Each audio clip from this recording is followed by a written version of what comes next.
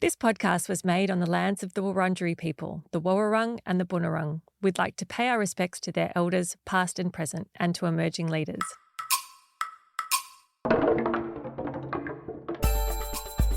From the University of Melbourne School of Psychological Sciences, this is PsychTalks. Welcome back. Today we're talking about something that's become almost impossible to ignore in Australian sport and culture. It's online sports betting. How it works, why it's so engaging, and where the risks really sit. We're joined by Dr. Daniel Bennett, a senior lecturer here at the University of Melbourne. Daniel's research looks at how people learn and make decisions, with a focus on modern gambling products like sports betting apps and gaming machines. Daniel's work combines psychology with computational modelling to understand how these systems shape behaviour. He's held research fellowships in Australia and the US, including time at Princeton University in beautiful New Jersey, and he currently holds an Australian Research Council Future Fellowship focused on gambling-related harm. Today we'll explore how betting apps are designed, why they can be so hard to resist, and what that means for individuals, communities, and policy. Daniel, welcome to PsychTalks. Thank you for having me. Before we get into our very meaty topic of the day, could you start by telling us a bit about your background and what research you do and what intrigued you about gambling decision-making? Yeah, of course. So my background was not originally in studying gambling. I did a PhD here at the University of Melbourne in psychology, and there my focus was more kind of on decision-making in the abstract, kind of theoretical models of how people make decisions under uncertainty. This is kind of a topic that has a long and venerable history of study in cognitive psychology. And with respect to my colleagues in that field and my own previous work, it can be kind of dry as dust sometimes. It's mathematical models that are beautiful in their theoretical elegance, but often don't apply that broadly outside of the lab. So after doing that for my PhD, I went to the USA. I did a postdoctoral fellowship at Princeton University, and I was away from Australia from sort of the years 2017 to 2020. And I had this interesting experience when I came back. So I'm quite a big sports fan. And I had sort of been insulated from some of the changes that were happening in the Australian sports ecosystem while I was away. And what I noticed is when I sat down to watch a game of football when I got back to Melbourne, there was just this incredible profusion of gambling advertising that hadn't been there when I'd gone away. And so sort of I hadn't had the experience of being the frog in the boiling water and slowly acclimatizing to it. It was sudden and it was shocking. And it occurred to me that the sorts of theoretical models that I study of decision making are under uncertainty, in theory, should relate to gambling decisions. And it's the kind of thing that you might say in a grant application. These are the applications of the work. But I'd never really kind of seriously engaged with that application. And so I decided that one thing that I wanted to do when I got back was to try and take seriously how you might take some of those kind of theoretical insights from the long history of study of decision-making under uncertainty and to apply them to gambling decisions specifically, maybe with the goal of trying to do some good in the world. So jumping off from there, I mean, one thing that the average sports fan here in Australia may not be aware of is the scale of gambling and the scale of gambling harm in the country. So how much do Australians experience harm from gambling, and how does this compare to other countries? Yeah, there's a couple of different ways to come at that question, basically because there's a few different ways of thinking about what gambling harm is. The simplest way of looking at it is just to say, okay, how much money do Australians spend or really lose on gambling compared to other comparable countries? And so there was a good report by the Grattan Institute a couple of years ago that compiled some of these statistics. And if you look at the average amount that an Australian adult loses per year to gambling, it's upwards of $1,500 per person per year, which adds up to a huge amount, I think in the billions when you multiply it out. But if you kind of compare that to a culturally similar country like New Zealand, the number is down around $500 per person, per adult, per year. And so you have to kind of ask yourself, what is it? Again, with respect to my Kiwi cousins, Australia and New Zealand are not so culturally dissimilar from one another. And so you have to ask yourself, why is it that there's 3 times the scale of gambling harm in Australia compared to New Zealand? Now, that's just on the monetary side, but we also know from sort of studies of the prevalence of problem gambling as a sort of diagnosable syndrome that, depending on how you measure the risk, potentially upwards of 2 or 3 million Australians meet criteria for some degree of risk for gambling harm. So in a country of 25 odd million people, that's a really high and quite staggering number. So do you think it's a convict background, Daniel, just showing itself centuries later? The quip about Australia and gambling is that Australians left alone in a room will bet on 2 flies crawling up a wall. There may be something to that. I mean, gambling is a recreational activity, but Australia is far from the only country that engages in gambling as a recreational activity. Actually, if you look back, most societies in human history engage in gambling or games of chance to some degree or another. And so that might be part of it, but it can't be kind of the whole answer. Sure. So on a more serious note, I mean, are there particular demographic groups who are more susceptible to gambling harm, whether it's age or gender or socioeconomic status? So there's no one who is immune from gambling harm. It plays out across the demographic spectrum. But what we increasingly see is that the people in whom amounts of gambling harm are rising tend to be younger adults, and they are more likely to be men than women. And that's partly because of increasing rates of gambling harm from sports betting specifically. So that's an activity that young men are more likely to be engaged in. And that 1,500 per person per year number that you mentioned, and I think that goes out to $31 billion per year in total, which, as you said, puts Australia at the highest per capita spend. They're kind of mind-blowing numbers, and I think just reflecting on how strongly gambling has hitched itself to the culture of sport, which you mentioned at the start of this episode. And as you say, it's probably impossible to watch sport in Australia without seeing gambling or odds integrated into the coverage, but also dominating those ad breaks. Do you think that constant exposure has changed not only how we consume sport, but also how we view gambling? I think it has, and I think it has in some sort of insidious ways, some ways that kind of are a little bit hard to put your finger on. But one thing that I know some people are very concerned about is just the way in which the sort of infiltration of gambling into sport normalizes gambling as a common cultural practice. Now, I don't want to be censorious about it and say that, all gambling is wrong or anything like that. But I think sort of an unquestioning assumption that gambling is part and parcel of being a sports fan is the result of that sort of infiltration of advertising, and is something that would be good to resist in some ways if we can.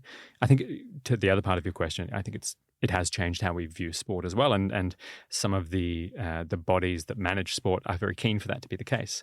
So if you're in a footy tipping competition, for instance, as many of us are, the AFL, the Australian Football League, has a platform where you can put your footy tips in. And I noticed a year or two ago that actually they built in this feature where you put in your tips for the week, and if you want, you can automatically turn that into a betting slip. So I think there are some powerful forces sort of pushing these two things together, and I think one thing we can do is resist the idea that they automatically go hand in hand. And yeah, I think normalizing that is a real worry. But just coming back to advertising, as you know, I spend a lot of my research time thinking about advertising. I don't want to hijack it too much, but I think it's important to point out that gambling ads are not allowed to target kids, but there's this loophole where gambling ads can be aired during sport, and obviously kids watch sport. So I think that my two questions for you are how that kind of infiltration of the gambling ads into sport, which obviously kids are seeing, how that impacts kids, but also whether it impacts any particular demographics, even more so young men watching sport, what you think about that impact of the advertising loopholes. Yeah, it's a really interesting question. So as someone who recently became a parent myself, I'm maybe more conscious of this than I had been previously, because I suspect my son will grow up watching sports, and I would like him to be able to do that without assuming that gambling goes hand in hand with that. I think the negative impact on kids is going to flow through just from the normalization and from the idea that, especially if you talk to younger people, the idea that what you might do on a Friday night out with friends at the pub is sit at the bar and place bets while you're there. the idea that that's sort of something that's done automatically and is completely culturally accepted is something that I worry about. In terms of the demographic of young men and their higher risks of harm, it's quite interesting to notice what the content of the advertising is. So if you were to, pick a gambling ad at random from the TV ecosystem, it would be kind of blokey. It would be sort of cajoling. The general tone would be something like, place a bet. It's good fun. It's what men do, to put a gloss on it.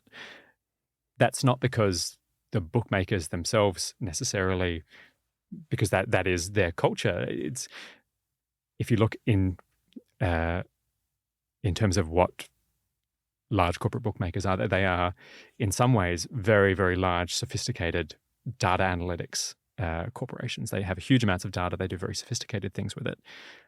You wouldn't necessarily know that from looking at the sort of blokey tone of the advertisements. And so what that, I think, tells us is that part of what's going on there is a very intentional and tailored effort to increase the palatability of gambling for a demographic like young men who they have clearly determined is going to be where a lot of their profits are. So you don't just talk about this, you do research on it, and you have a 2026 published study which talks about how powerful the environmental cues are in gambling, things like match deposits, which maybe you can define for us in your answer. So given the total saturation of betting ads throughout sports broadcasts and social media and the like, is it becoming impossible for a person at risk to simply avoid temptation? Yeah, I think that's a really interesting question.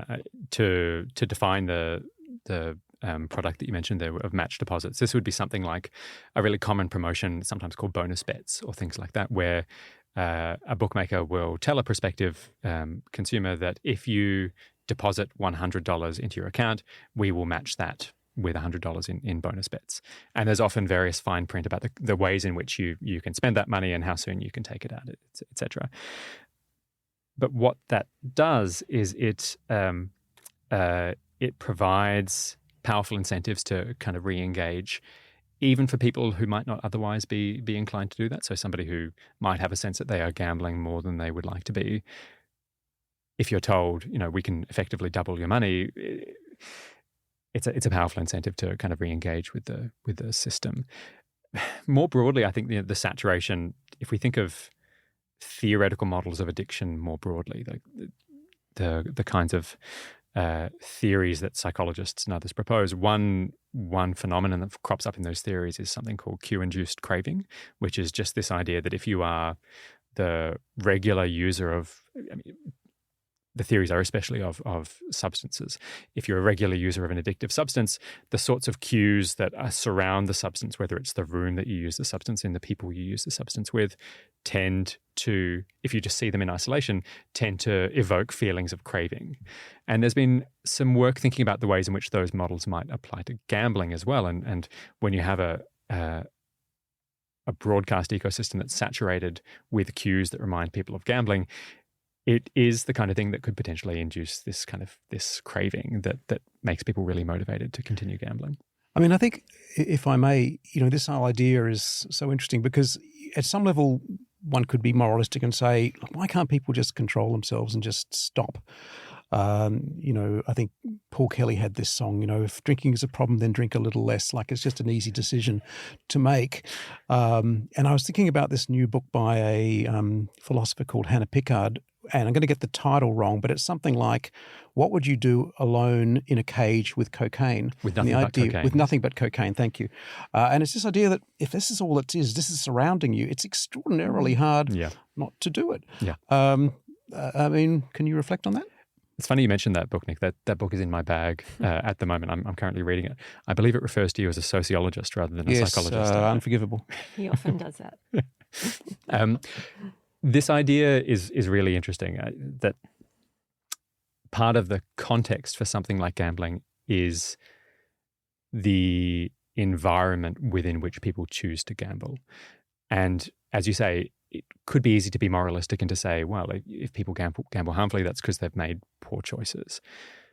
But I think it's important to recognize that gambling is not, in some ways, it's different from substances, because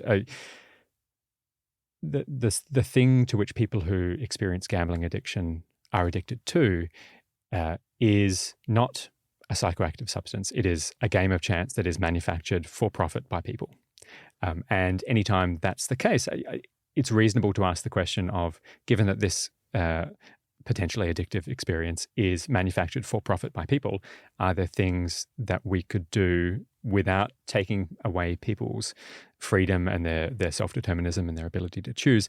Are there ways in which we could reduce the sorts of risks that people are likely to be exposing themselves to? And I think finding that balance is I'm not going to pretend it's an easy problem, and reasonable people can disagree about exactly where you should land on that spectrum. But I think that's the kind of the fundamental tension that is interesting to think about if you want to take the kind of work that I do, studying gambling in the lab, and say what insights should we draw from this? What ways can we shape people's behavior without taking away their agency in ways that lead them to experience less harm? But talking about the cues that people receive, you could think about a gambler who has a problem with casino games. Mm-hmm. That's a very different cue to kind of take away than someone who's addicted to gambling on their phone 24 hours a day. Yeah. Being inundated with advertising, luring them to that. Yeah. So, I think it's important to reflect on the differences in how hard it must be to avoid the temptation, if we're talking about that kind of cue removal idea, to someone who, might be able to stop themselves going to play a game at a casino or even a poker machine in a venue, to someone who has that availability 24/7 in their hand. And I think many of us who have smartphones have this experience of picking up your smartphone and opening an app and doom scrolling for 15 minutes on whatever your social media platform of choice is. We are all aware of this ability for those ecosystems to sort of, not to remove our agency, but to make it easy to forget that we're doing things that we might not necessarily want to be doing. The difference between doing that on Facebook and doing that on a gambling app is that if you're doom scrolling effectively on a gambling app, you're not just losing time, you're losing money as well. And on those apps, I think some of the fascinating research you looked at, you did, was looking at how features in some of those apps that sound like they're pro-user. So I think you talk about the cash out feature, we talked about the match deposits. They kind of sound like they're there to help the user. You can cash out when you want if you're in a live bet, or we're going to match your deposit.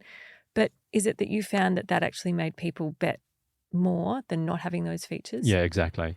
So just to define the cash out feature for those who might not be familiar with it, this is a feature of, I would say, most betting apps now, where if you've placed a bet on some sporting match or some race, you can cash out of that bet while it's still running and receive kind of an instant payout. So let's say I bet on one football team to beat another on the weekend, and I'm sitting there watching the game, and my football team is getting beaten. It doesn't look like I've made a very good bet.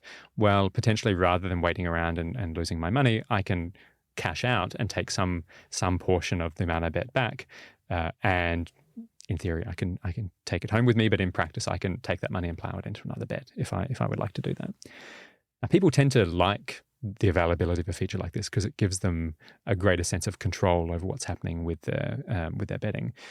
What we did was to try to use what I mentioned, the methods of cognitive psychology, experimental psychology, to say, okay, if we can construct a controlled environment in which people are placing bets on random events, and in some conditions they know they can cash out of those bets while they're running, and in other conditions they know they can't cash out of their bets while they're running, what are the differences in the ways that they bet in those two conditions? And what we found was really quite striking, which is just looking at the amount that people choose to bet on exactly the same event. And we know it's exactly the same event because we experimentally control it. If we look at the amount that people bet when cash out is available, it's, estimates vary, but between 25 and 35% more than they're betting on the same thing when cash out is not available. And so this is an interesting finding because what it says is that the presence of, as you say, these features in the apps that might be perceived to be pro-user might actually be nudging people towards patterns of behavior that are not in their best interests in the abstract. So is it that sense of increased perceived control that's driving the taking of bigger risks, do you think? We're doing some work at the moment to test that hypothesis. We certainly think that's plausible. And so one finding from the study I mentioned was if we ask people how they felt during the bets that they were placing, people did report feeling more of a sense of control when they could cash out than when they couldn't. And some folks I'm working with, including a PhD student, Andrew Kamara, are currently doing some work to kind of experimentally manipulate this. So if we, sometimes cash out is available, but it's automatic. So you don't get to make the decision yourself.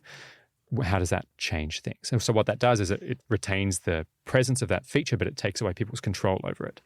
And what we've seen is that when that happens, that effect that I talked about, the inflation of bet amount, seems to be at least partially abolished. And so that effect tells us that the sense of control, the ability to determine what's going on, seems to be explaining a big part of what we're seeing in these studies.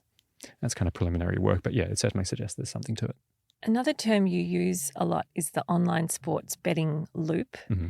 Could you just tell us a bit about that and the features and components of sports betting that keep people trapped in that loop? Yeah, I think it's worth saying I didn't invent this. This it comes from a study by Park and Park. But basically the idea is that it's about thinking about the ways in which placing a bet on sports using an app might be different from placing a bet on sports in the physical world. So just to sort of expand on that and think that through a little bit, if you were to place a bet on the races 50 years ago, what you would do is you would line up at a racetrack, you would maybe check the odds on a blackboard, you would physically hand over your cash, and then if you won, you would line up again to collect the cash. And you had to be physically present for this to happen.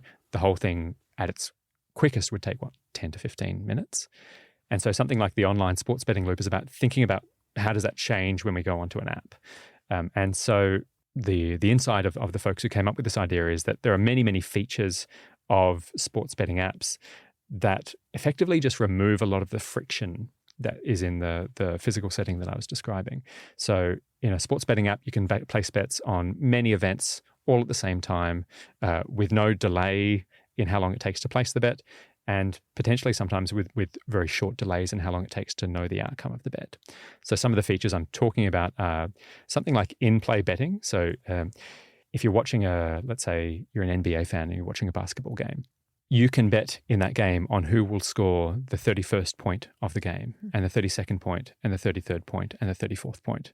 And so what that means is that because you can place all of these in-play bets, in theory, you can sit there watching the NBA game, placing bet after bet after bet, and they don't have to be large bets for it to create an experience where a person becomes completely immersed in that ecosystem. And some of the theory in this space suggests that leaving aside the question of how much are people losing, how much money are people losing on betting apps, the tendency of apps to capture people's attention is driving harm just by making them immersed in this environment. And so the idea of the online sports betting loop is it's creating features whereby rather than placing a bet and leaving the environment, you place a bet and enter a loop where you place further bets, etc. So having live streaming inside betting apps might seem like it's a really good feature, but it could actually be adding risk for the user. Exactly. Yeah. So this is another one of those features that users really like. I was floored when I heard about it, but if you have money sitting in your betting account with certain bookmakers, I won't name them, but a number of them have this feature. You don't have to have placed a bet on a particular match. But again, to use the example of basketball, if I want to watch a basketball game live, I could pay $150 a year to get NBA League Pass, or I could just have $2 sitting in my account and watch the basketball game directly within the app. So that's the kind of thing that seems like it's very good for the user. It seems like it's very attractive to the user because they get to stream sports for free. But it's crucial that it's happening within the gambling app itself. And so what that does is it adds to this sense of immersion, and it makes it easy given, if you're sitting there with the app open watching the basketball game anyway, well, then maybe it just makes it a little more interesting to bet on the 33rd point or the 34th point while you're doing it. And so it creates an environment where people are incentivized to open the app, and they're incentivized to keep it open. And the more time that people are spending in that environment, the more likely they are to be betting and to potentially be experiencing gambling harm. I think the design of the apps is so important when you talk about the wanting to stay within that ecosystem. But another thing you talked about in your 2024 research was how betting app design is kind of converging with financial apps or stock trading apps, which you mentioned almost makes financial risk feel like a game as well. But do you see these same psychological hooks and mechanics appearing in games aimed at kids? Like we've talked earlier about loot boxes. Is that a similar idea of a hook aimed at maintaining kids' interest in a game? So maybe if you can tell us a bit about loot boxes, but how these mechanics might be tricking our kids as well. Yeah, of course. So this idea of the gamification of gambling and financial trading apps, it very strongly parallels changes that are happening in many very popular video games, aimed not only at kids, but kids are a large part of the user base for a lot of these. So what a loot box is, and this is not research that I've done, but I have colleagues who do work in this space. What a loot box is basically a feature of a video game where you can pay in order to effectively get a black box with some item in it, and you don't know what's in the black box when you pay for it. Maybe it's a role-playing game and it's a sword or a set of armor, or a nice costume for your character or something like that. Things that have value within the game. And what a loot box basically does is it adds randomness into that purchasing transaction. So you don't buy a sword or a set of armor or a costume for your character. You buy a random draw from a black box, and that's what's called a loot box. And a lot of the interest in this space has been that basically this has the characteristic of gambling in some interesting ways. It's a game of chance. You might get a very valuable item, you might not get a valuable item at all, and you are purchasing it.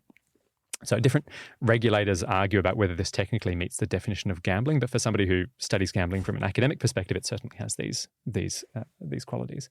And a lot of the concern is about the ways in which this socializes kids playing video games to see, paying money to engage in games of chance as basically being an enjoyable recreational activity without necessarily thinking about the consequences of that. So the idea is that, it might prime kids, or it might socialize them to gambling-like behaviors in a way that makes it easy for them to move from loot boxes towards kind of actual sports betting. And so would your research suggest that kids playing those games shouldn't have access to things like loot boxes that veer into this kind of random reward? Yeah, I don't know if my research specifically suggests that, but certainly, anytime you have kind of a random reinforcement process to introduce some of that jargon, or a random reinforcement schedule, you are expending effort or expending money to receive reinforcement that may happen or may not. That's kind of in the abstract. And we know that that's the kind of thing that can set up kind of destructive habitual behaviors, ranging from really simple animal studies, like if there are ways in which you can, to go back to some really old school psychology, if you put a rat in a cage and give it food on a random reinforcement schedule, you can set up that schedule such that the rat will expend more energy pressing a lever for food than it's actually getting back from the food itself. So we know that these are really, really psychologically potent. And I think a lot of the concern is about, what does it do when we take that? We're not rats in a cage, Hannah Picard's book notwithstanding. We're not rats in a cage, but we are people who enjoy recreational activities that have this element of randomness to it. And so a lot of the conversation is about how can we retain people's ability to enjoy gambling as a recreational activity while steering the products away from more kind of harmful regions of space. And this random reward is in consumer space as well. There's blind box toys, Labubus, all exactly, these things. The randomness is kind of the appeal. Yeah, exactly. But just where's the line in terms of when it becomes a problem? And, it's... I don't want to be moralistic about this either.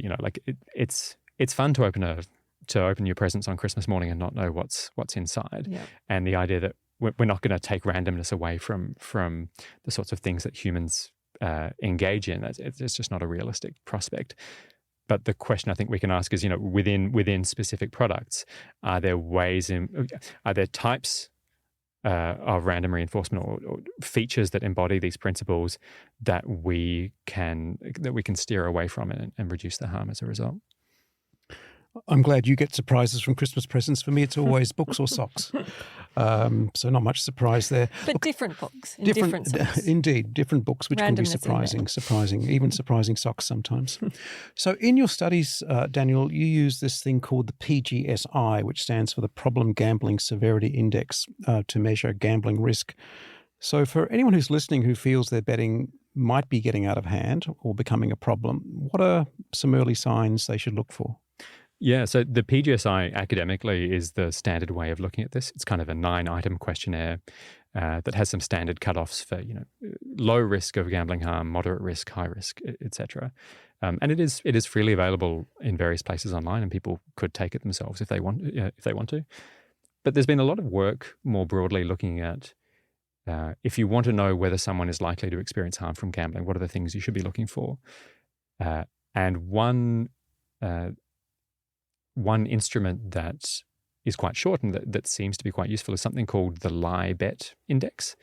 And this is as simple as it's a simple two-question survey, or 2 simple questions that you could ask someone to determine whether they're likely to be at risk of gambling harm. So lie bet. So the first one is lie. Have you lied to anyone about your gambling behavior? If yes, that's an proximal indicator of gambling harm. And I think bet is, have you bet more than you could afford to lose or more than you intended to do? And so if to go to the question, that suggests 2 kind of early warning signs that people could look for is if they find themselves trying to deceive others about the extent of their gambling behavior, or if they feel like they're betting more money or more frequently than they wanted to, those would be signs to look out for. And if you noticed a friend was constantly on their betting apps or showing these sort of red flags, the lie bet that you mentioned, how should you approach that conversation? I think an important principle to keep in mind here is that in order to know whether someone is experiencing harm from any addictive product, but for gambling as well, the most useful thing to do is to ask them, and to ask them in a sort of non-moralistic way about whether they are experiencing costs from their use of something that go beyond the benefits they gain or that they thought they would gain. Because I don't want to come across as moralistic on this. It's possible to spend very large amounts of money on gambling because you have lots of disposable income and you enjoy it. And not to experience harms in the classical sense. And so it's not simply the case that spending money on gambling is a bad thing. But by the same token, if the money that's being spent is money that could be spent on rent, or if people's relationships are breaking down because of the amount of money they're spending on gambling, those are the sorts of costs that you would kind of want to know about. And so I think having a conversation with people where you, in a non-judgmental way, try to work out where the balance sits for them would be one way to approach this. And the harm is, it reminds me of an episode we did with Dr. Courtney Walton looking at sports performance. He was not talking about betting specifically, but he mentioned the fact that the increase in sports betting increases online abuse of athletes. Yeah. So once you're betting on a team, you're now not just invested in them winning because you like that team, but if they lose, people take it personally that you lost my money. And he talked about these horrific cases of online abuse around directed at athletes once you've bet on a sport. So I think maybe keeping that in mind as well, if you're finding yourself abusing athletes online, probably not a great. I think in the case of sports betting, one thing that people find is that one reason people start betting on sports is because they're big fans of sports and they know a lot about sports and they want to put that expertise to the test. But I think what people find is that if their gambling becomes more than they would like to do, it changes their relationship with sport, and potentially to the extent that this thing that they enjoyed and got a lot of pleasure from becomes a source of pain and cost in their life. And specifically in that sports betting space, what's one thing you would change from a kind of regulation or policy level to help people not get into that sports betting loop, or to control their addiction to sports betting, or to be aware of some of the tricks that are built into the user experience of these apps? What's a regulation that you would like to see happen? I think I would answer that at 2 levels. At the simpler level, I would say anything that adds friction to the interface. So anything that makes it a little bit more difficult to engage in certain aspects of these in-play betting, that's going to be useful. So in theory, this is there in some parts of betting apps in Australia. So for some of those in-play bets that I was talking about, betting on the 33rd point, the 34th point, etc. In theory, you can't place those in the app. In theory, you have to place those by phoning a bookmaker. But the apps have got around that by having a button within the app that says phone to place a bet and automates the entire process. So I think there's natural ways in which you could, without changing the legislation, you could implement it in a way that's true not just to the letter of the law, but to the spirit of the law.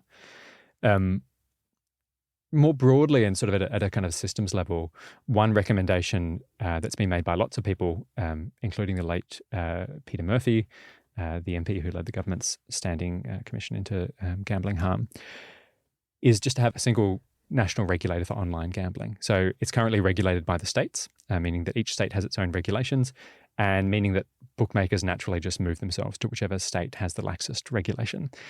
In Australia, that happens to be the Northern Territory Racing and Wagering Commission, which is where I think 52 of our bookmakers are set up.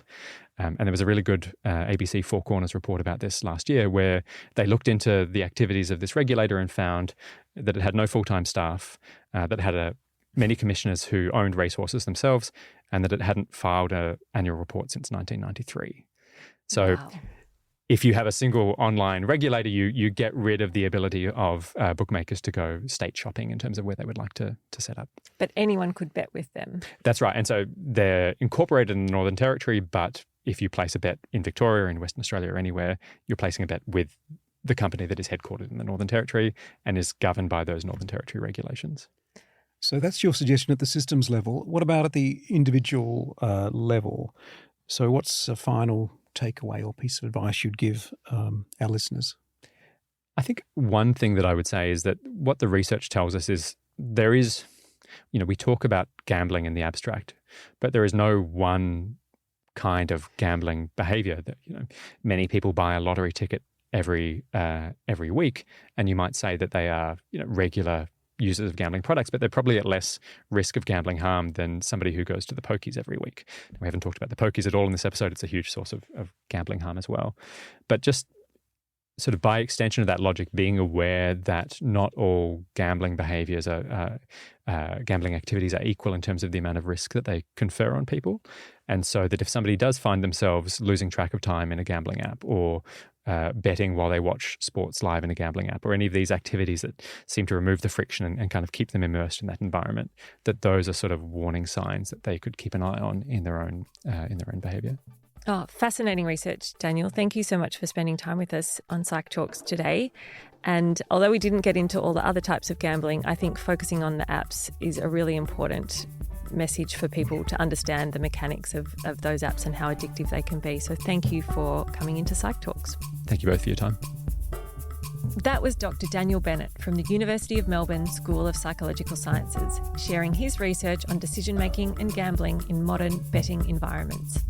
If you'd like to learn more about Daniel's work, including his research on sports betting apps and gambling harm, you can find more details online on the Melbourne School of Psychological Sciences website. PsychTalks is produced by Mairead Murray, Gemma Papril and Celia Harvey, with audio engineering by Phil Shaw, and is a production of the University of Melbourne, Australia. Thanks for listening. If you enjoyed this episode, please follow or subscribe so you don't miss what's coming next.